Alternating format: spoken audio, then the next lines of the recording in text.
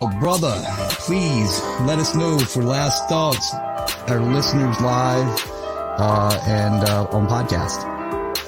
All right, we know that I do joke quite often about my attempted escapes from the psych ward, but in all seriousness, the psych ward gang is seriously my idea of representing the military.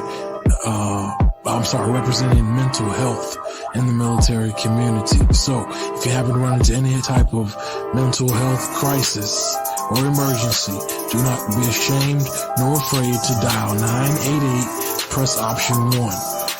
Again, just as I had to do when I was in a moment of crisis, do not be ashamed nor afraid to dial the digits 988, then press option 1 if you find yourself in a similar... Hello, and welcome to the WarDawg Trail. This is episode 99. I am your host, Sergeant WarDawg, and I'm joined by... Ramo 311. All right.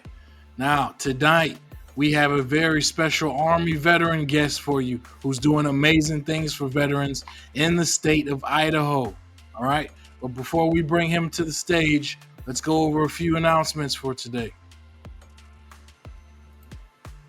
All right. As always, you can visit the website, sergeantwardawgtv.com, and find out any updates about the website, about the web series or the podcast. You can also find us on Facebook at Sergeant WarDawg TV, YouTube at Sergeant WarDawg TV, and Instagram at Sergeant WarDawg TV. You can find us on X at Sergeant War. All right, we are also brand ambassadors for Reaper Apparel Co. So you can use the code Sergeant WarDawg TV for 10% off of your entire order. All right. We have our nonprofit here in Central Florida, Camp Doghouse. All right. Camp Doghouse can now be found at campdoghouse.org.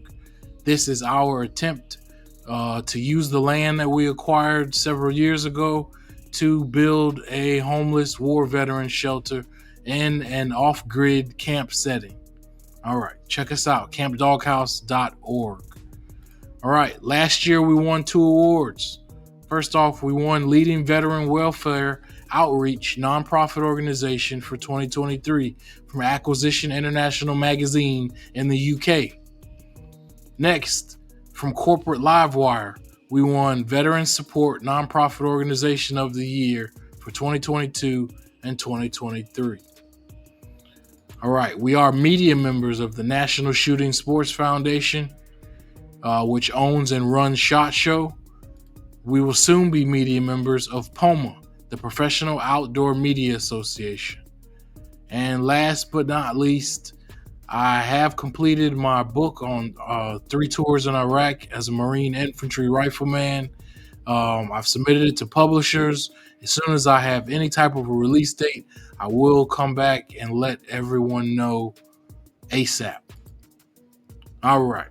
Now, without further ado, we bring out our guest for this evening. Ladies and gentlemen, we welcome you, Kevin McFarland from Idaho Backcountry Veterans. Welcome to the show, boss. Hey, thanks for having me on, guys. All right. Thanks for coming on. Now, I was mentioning earlier to you that we're big fans of organizations like yours that get veterans in the outdoors. As some of our followers know, it wasn't until 2018 that I was finally able to get back into camping, and eventually I started to learn to hunt hogs and use night vision and thermals and whatnot. And that's really what made a major change in my life. I had been stagnant, dealing with my own PTSD issues for about 10 years. So I had nothing but counseling and medication going on, but I didn't have the outdoors. So it it means a whole lot to me that an organization like yours, Idaho Backcountry Veterans, actually does exist. So thank you for your service in the Army, as well as your organization and the way it helps others. Yeah, absolutely. I want to say thank you to both of you for your service, and for bringing us on and showcasing our nonprofit. The more veterans that we can reach and get them outdoors and get them addicted to being outdoors and that particular setting, I think the more lives it will save. Definitely, bro. Oh, yeah. Definitely. Right. Now, to start things off, can you let us know what part of Idaho you're in and when your organization began? Yeah. So I'm out of Caldwell, Idaho. We're primarily based out of Caldwell. We started back in March of 2017. Just three of us with a dream to help our brothers and sisters out. We'd all lost quite a few to self-inflicted, and we'd been seeing all these challenges and stuff, and I was like, man, that's great, but you're kind of just showcasing yourself and might be bringing a little bit of awareness to it, but to actually be able to make an impact on another veteran's life it's a blessing in itself. So right on. If you have a skill set that you can share with somebody, I highly encourage you to do that. Oh yeah. Right on. All right, so you began with just the three of you back in 2017, right? I like that. And I'm sorry, before we go further, can you let the viewers and listeners know where they can find out about the organization online or social media? Yeah, absolutely. You can visit our website, www.backcountryveterans.org. We're on Facebook, Idaho Backcountry Veterans. There's also a Facebook group.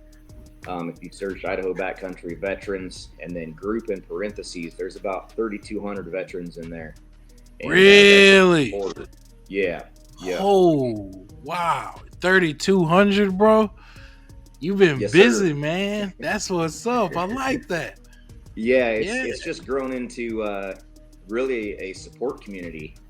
It's just snowballed from, when our first year, I think we had about 500 in there, and then it's just snowballed from these vets taking out other vets and getting them involved in the outdoors. So now, yeah, that's up there. Also on Instagram, Idaho Backcountry Veterans, Idaho Backcountry Veterans on YouTube. We just started a TikTok channel, but they gave us some weird name to get started with. I can't change it yet.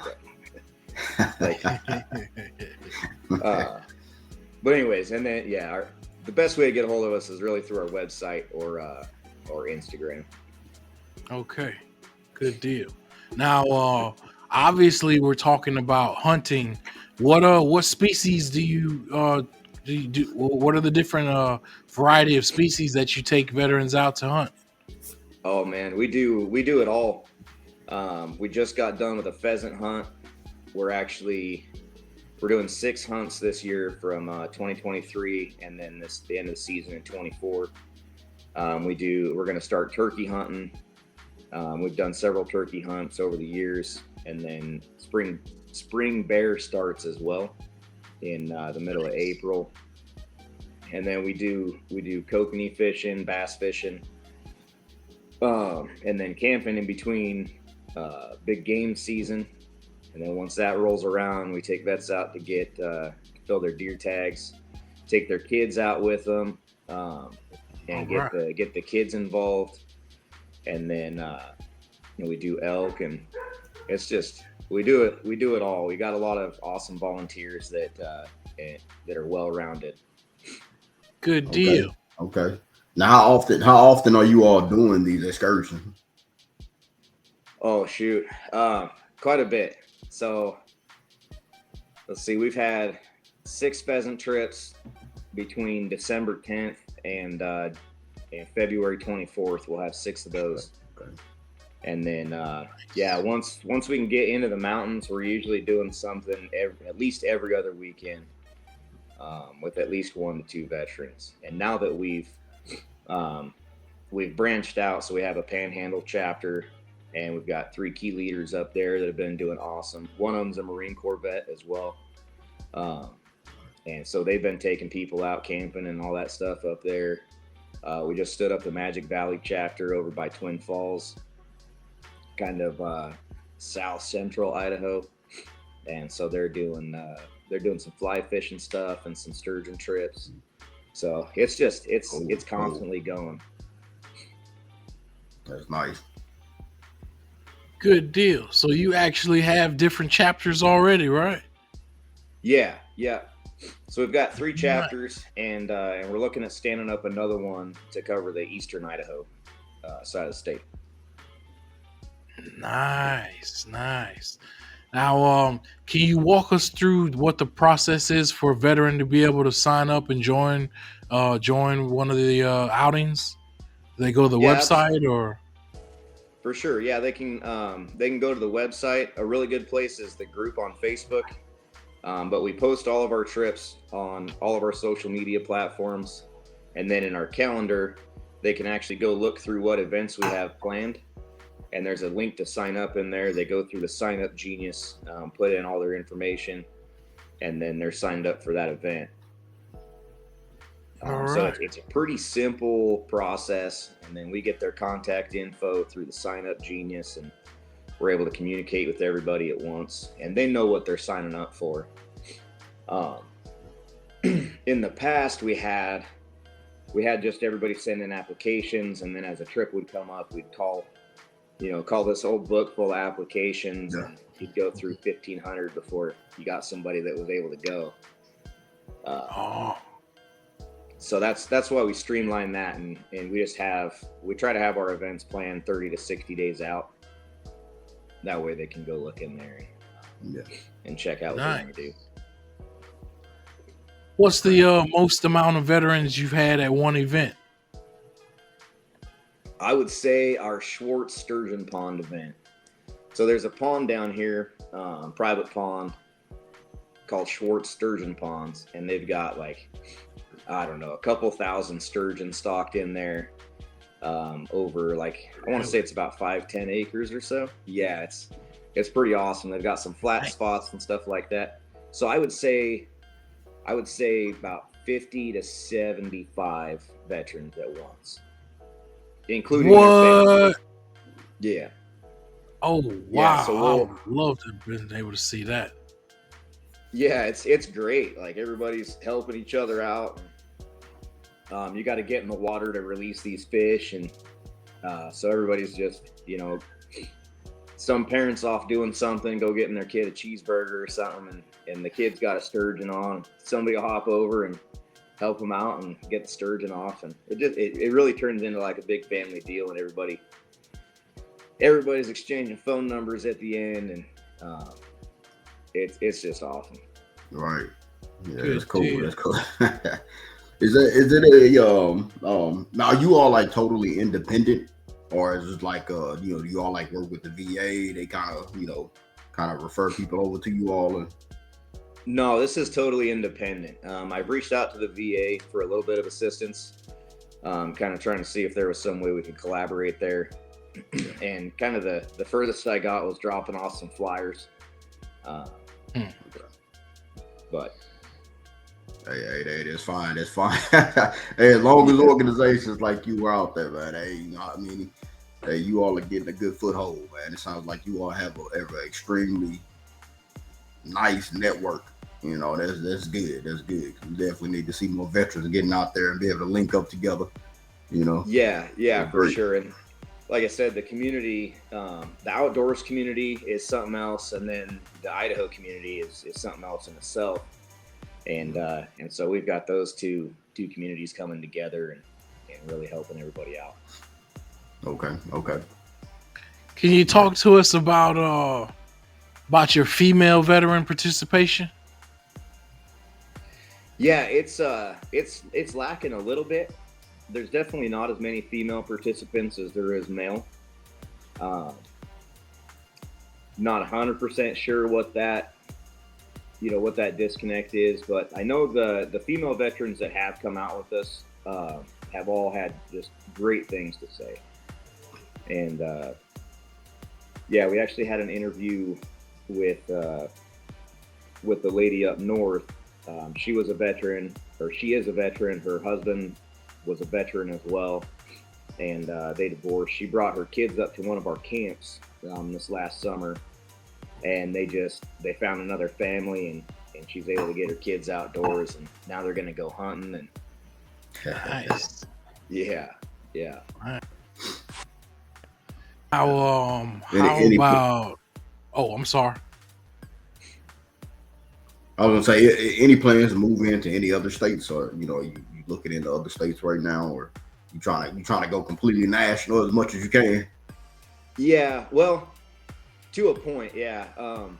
I want to grow this thing the right way, so have the right people in the right spot, and it's we've been around for just about 7 years now, and we're definitely growing, but we're putting the right people in the right places so we don't have the turnover and stuff like that. With that being said, though, we take veterans from all states. Recently, we took a veteran and his son from Mississippi. They've been coming up here for 4 years now. They're coming up again this year. And Nice. Yeah. And our kids have built a relationship now together as well. And they were betting on the football game the other day. But we've done trips down to Texas, sent a vet down there for a hog hunt, and then we've been to California a couple times, Oregon, Washington, Montana, Utah, Arizona. Yeah, we stay pretty busy. Yeah, man, I really like that. Are there any certain requirements that a veteran has to have? I mean, do they need to have certain combat experience or disability rating, or what kind of requirements are there? Yeah, that's a good question. As long as they, have served and, honorably discharged, if somebody was kicked out of basic training, 2 weeks in, then they're definitely not eligible. But Okay. if they did their contract and they were honorably discharged, then we're good to go. Nice. All right. Yeah. Now, and that came because I didn't have a VA percentage, and there was a couple other programs out there, but you had to have a VA percentage. And I was like, man, well, I need help, but I don't want to go to the VA and do this VA percentage, because if I do, I'll get kicked out. And, right. And so it was something that I needed, but I couldn't use it because I didn't have this one requirement. So that was something that I wanted to get away from. Okay. Too. What type of weapons are we talking about hunting with? Usually bows, and then rifle and shotgun. Okay. And do you use crossbows at all? I think we have a crossbow in the trailer, but with Idaho, you have to be like a certain percentage of disability, and then you have to have a letter as well. So it doesn't get used very much, but we do have the ability to do it. And then we've got a track chair as well for amputees or veterans that can't get around or wheelchair bound. Oh, you have one of those track chairs?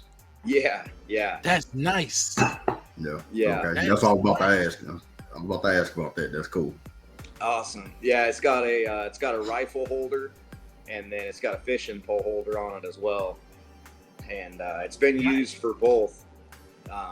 This year we had an amputee vet and his double amputee fiance out on a cow hunt, where the fiance was able to ride around on the chair and follow him around and be a part of the whole hunt. And it was really special for everybody. It was great. Oh yeah. I bet that's real cool, man. I like that. what can we expect from Idaho backcountry veterans in the future? Oh man, we just rolled out with a membership option. So our biggest fundraiser has been our banquets, our annual banquet, and so we just rolled out with a membership package. So people that can't make it to the banquet or they can't make it to a couple of our other fundraisers, they can hop on there, subscribe to our newsletter, and then and support the mission as well. All right. Okay. And Now, if you got like veterans out there and stuff that's interested in possibly, kind of partnering with you all, kind of helping you all out as, I guess like, hunting leads and stuff like that, what would be the qualifications you're looking for? as far as, can you say that again? If they were say, say if they wanted to open up like like out in Florida, out in Tampa or something like that. They want to start a group. What would be some of the qualifications you're looking for veterans to kind of lead hunts and other excursions? Gotcha. Really, the selfless service is like the main thing that I look for in somebody that wants to help out. Selfless service before skill. A lot of times I'm figuring things out with these vets as well when we're out there. Like, what do we do? Well, I don't know, man. We're figuring it out. Right, gonna wing it. Yeah. And so that's the number one thing is just selfless service, and then the desire to build the brand and serve other veterans, and just integrity, that kind of thing. Okay. How about do you guys use guides or outfitters? Every once in a while we do. This California waterfowl hunt, we went down, we took 6 vets down there and went with the Feisty Fish Guide Service. Scott Feisty does a fantastic job. So we do that every once in a while, but we generally try to do most of the things on our own, so it's a little more cost effective. Nice. Now, obviously, this is all therapeutic. Can you talk a little bit about how, you've been able to see this help some guys battle through certain things? Yeah, absolutely. You really don't really have an idea of how much you actually impact people until you hear them talking to somebody else about it. And we've got a few of these interviews that we've been building for our social media pages and stuff. Right. And when those come in, it's just like, we had a veteran that is, he's hooked up to oxygen. He's got to have O2 all the time. And he hadn't been able to get out and be outdoors. And we got this cabin donated to us, this cabin and land donated to our use. And we were able to power it up and insulate it and be able to have him hooked up to oxygen while we were on the hunt. And like, it's no big deal to us, but to them, to him, it meant the world. And when him and his wife were talking about just the ability to get out and not have to worry about, am I going to run out of oxygen? Am I going to be okay? They know they're going to be all right. They know they're going to be taken care of. And it was really awesome to hear that. Cool. Good deal. That's cool. We spoke earlier about the fact that we have all 3 of us have lost, veteran buddies to self-inflicted wounds or suicide. Have you had any? I'm sorry. I'm basically saying, in a moment of crisis, have you ever had guys reach out to you as a resource? Yeah. I've had a couple guys reach out asking how I quit drinking and how I went from being an alcoholic to where I'm at now.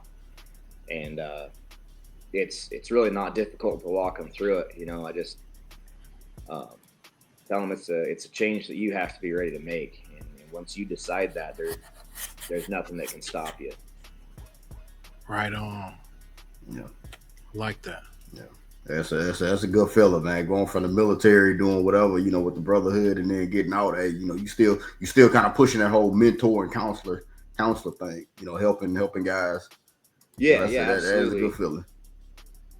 Yeah, I took my job as an NCO pretty serious and took care of my guys while I was in, and I had a really good mentor on my first Iraq tour, and he kind of set the tone for that, and I've just wanted to take care of him since I started. Right, because it plays. I mean, it plays a very big role. I mean, it's really no different. You go in the NCO, as an NCO in the military, getting your guys together, kind of pushing them to do things, and then now you're out here with in the civilian world, still working with veterans, but it's the same leadership qualities. It's the same of a lot of things that you learned in the military. Correct. Yep, that's for sure. Yeah, the who, what, when, where. That's a big part of the signups. That's what we send out to all the vets that sign up. So it kind of gets them back into that mindset just a little bit. And we'll send them a packing list if we're going out of town or something like that. We'll send them a packing list if it's a special trip. We'll do that as well. But yeah, we try to keep it as kind of keep it close to military, so it's worked. Right. The military communication and all that's worked for us. So yeah. Is there anything else that the military kind of prepared you for this? Just the leadership and mentoring and the empathy and seeing things from other people's perspectives, being part of something bigger than yourself. I mean, I lived Army values every day. Right. The leadership and stuff. And do you ever collaborate with other veterans organizations that do the same thing as you? Yeah, absolutely. We want to team up with every veteran organization that we can that purely wants to help veterans, and that's the only way that the vets are going to win is if we team up with others and help each other out. We've got a hike coming up this summer. This is kind of something new that we're adding. We got a collab hike going on with VetRec. Nice. I've heard of them. Have you? Yeah. Lindsay over there? I'm not sure of personnel, but I have heard the name VetRec. Okay. Yeah, so Lindsay got a hold of us just about a month ago or so, and we were kind of talking about doing climbing Mount Bora. Really? Damn. Yeah. So we're going to kind of have a little pre-party and a little camp out, and then we'll probably take 5 or 6 vets up to the peak of Mount Bora.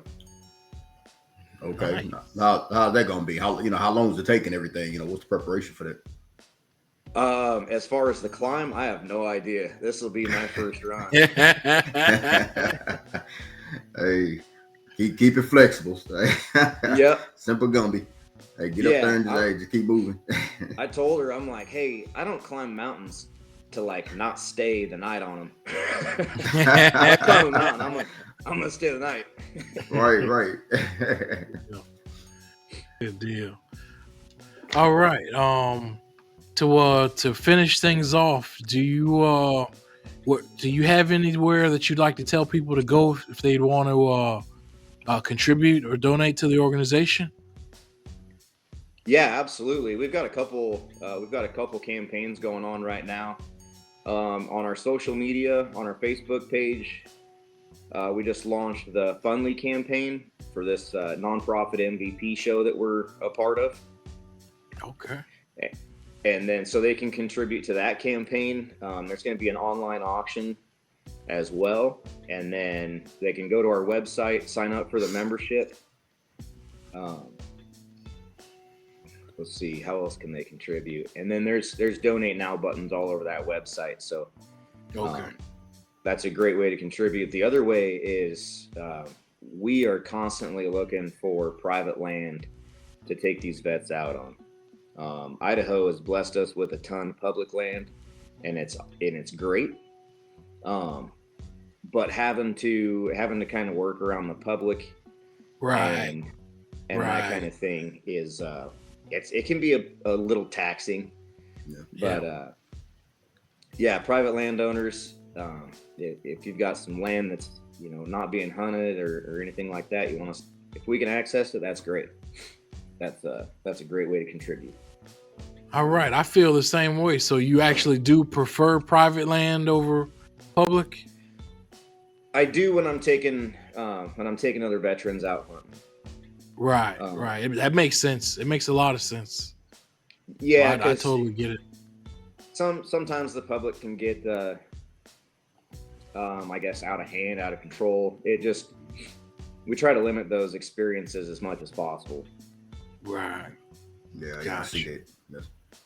Yeah, and then we've had a couple hunts where we're set up on something, and then all of a sudden there's a couple people coming down the other ridge. Yeah. Like, oh man. Right. So, everybody straighten up.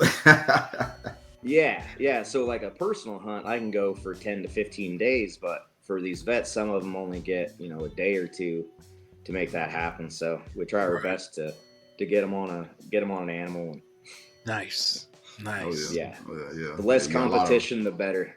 Yeah. Right. And then you're going through a lot of resources and stuff like that. A lot of time that you're taking, you get out there and then all of a sudden, you end up having to share. You got probably 60 veterans out there with you. Now you have to share a lot of that land and space and all of that stuff, It kind of, I see how I kind of, mess with the flow of everything. Yeah. So one of my big goals is to buy a ranch that's backed up to public land, or if I can afford it, a big enough ranch. But I'd like to build a ranch where I can build some bunkhouses. It's close to the mountains, in the mountains preferably, and I can do 6 to 10 veterans at a time, and we can do camping trips. Just be able to really schedule that kind of stuff out. All right. Check it out. I've been fly fishing in Montana. If AJ and I are able to work it out at any time during this year, do you mind if we join you for a hunt in Idaho? I would absolutely love that. That would be fantastic. All right. That would be awesome. Great. Great. The big game tags for non-residents go on sale December 1st. And so those are usually sold out. Well, they sell out like within an hour or something like that on the first day. But there's always tags that haven't been picked up, and then we can do draw tags as well. So make sure you guys keep in touch. If you guys want to come out this year, keep in touch, and we'll kind of get a plan worked out, and see if we can get you some tags. We'll at least be able to get you on a bear hunt for sure. Oh, okay, a bear hunt. Oh yeah. All right, all right. And if you guys have a VA percentage over 40%, make sure you get on Idaho Fish and Game's website and get that paperwork into them, and your tags and your license and everything just becomes really cheap. You get better than resident prices on the tags. So Idaho Fish and Game. Okay, yeah, we fit the bill for that, so we will definitely be doing that. All right, perfect. Okay. All right. Words that you like to let everyone know?